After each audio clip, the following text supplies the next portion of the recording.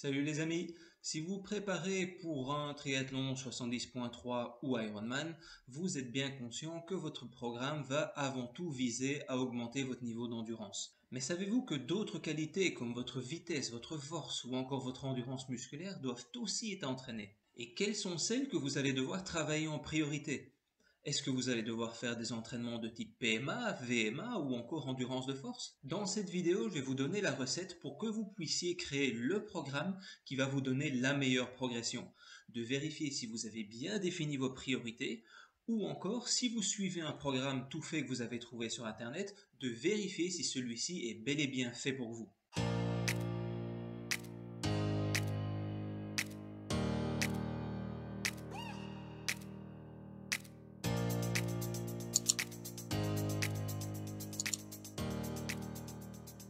L'idée de faire cette vidéo m'est venue à la suite d'une question qui m'a été posée en commentaire d'une de mes vidéos sur ma propre préparation à l'Ironman 70.3 de Venise G Solo 2021. La question était celle-ci. Pourquoi avoir fait le choix de faire la séance d'intensité de la semaine en course à pied et non en vélo, entre parenthèses VMA en course à pied et endurance de force en vélo, alors qu'on peut envisager également l'inverse? Je pourrais répondre que c'est mon coach qui a décidé de procéder de cette manière et la discussion serait terminée. Mais si c'est moi qui avais dû choisir ma manière de procéder, j'aurais très certainement fait le même choix. Et je vais vous expliquer pourquoi. Tout d'abord, il faut comprendre qu'un coach ne prend jamais une décision seul dans son coin. Toutes ces décisions sont le fruit d'une discussion entre le coach et son athlète. Et c'est d'ailleurs pour cela que s'offrir les services d'un coach peut être tellement bénéfique.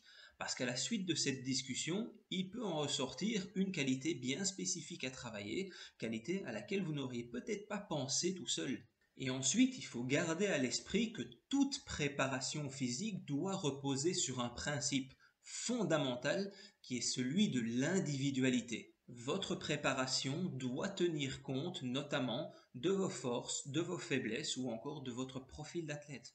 Pour en revenir à mon propre cas, je suis à la base un coureur. Et j'ai le profil type du coureur d'endurance avec une musculature fine, élancée et endurante. Je ne suis donc certainement pas un cycliste aux grosses cuisses puissantes. D'ailleurs, sur le format 70.3, quand je me compare aux athlètes qui ont le même chrono que moi sur la partie vélo, je cours en moyenne le semi-marathon 15 minutes plus vite qu'eux. Ce qui montre bien que la course à pied est mon point fort. Mais maintenant, je pourrais lire mes résultats sur le format 70.3 d'une autre manière. Si je me compare aux athlètes qui ont le même chrono que moi sur le semi-marathon, à ce moment-là, c'est eux qui me mettent en moyenne 20 minutes sur la partie vélo. Cette fois, c'est beaucoup moins flatteur comme comparaison. On pourrait en conclure que le vélo est vraiment un point faible pour moi. Eh bien, je pense qu'il était vraiment nécessaire de faire ces deux comparaisons. Comme le dirait Chris McCormack, vous ne pouvez pas mentir à la personne que vous voyez dans votre miroir. Et donc, il est nécessaire d'aussi bien déterminer vos forces que vos faiblesses si vous voulez progresser. Et pour en revenir à mon propre cas, j'ai des qualités naturelles en course à pied qui en font un point fort et j'ai très certainement des lacunes en vélo, ce qui en fait un point faible. Donc, comme moi, pour déterminer les qualités à travailler durant votre préparation, posez-vous ces questions.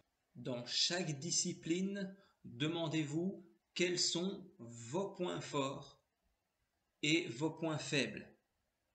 Qu'est-ce qui va vous amener la plus grande progression et quelle est la qualité qui est, à votre avis, le plus à la traîne, entre guillemets, par rapport aux autres? Avec les réponses à toutes ces questions, vous allez pouvoir déterminer vos axes de progression dans chaque discipline.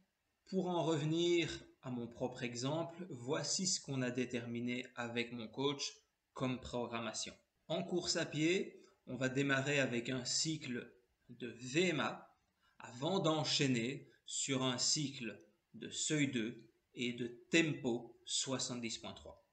Alors qu'en vélo, on va démarrer avec un cycle d'endurance de force pour ensuite enchaîner sur de la PMA et du tempo 70.3.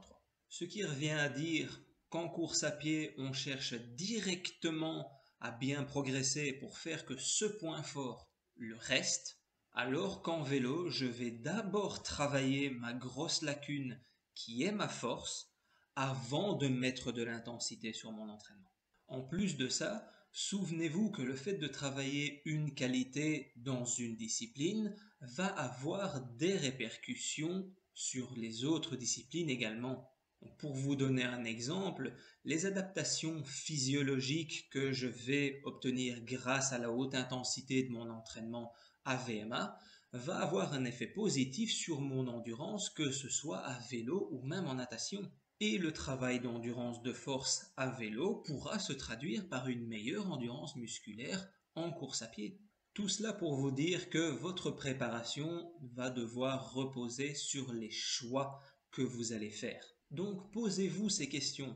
Demandez-vous quelles sont vos forces et vos faiblesses, quelles qualités vous allez pouvoir travailler. Et à partir de là, essayez de vous imaginer qu'est-ce qui va vous amener la plus grande progression et définissez vos priorités. Au fur et à mesure des années, vous aurez trouvé la recette qui fonctionne le mieux pour vous. Ça prend du temps, mais rappelez-vous qu'en préparation physique, rien ne vient en un claquement de doigts. Et si cette recette vous semble un peu trop compliquée à mettre en place, n'hésitez pas à faire appel à un coach. J'espère que cette vidéo a pu vous être utile. Si c'est le cas, likez-la, partagez-la si vous pensez qu'elle peut être utile à quelqu'un d'autre. Si vous avez une question, laissez-la moi en commentaire, je me ferai un plaisir d'y répondre.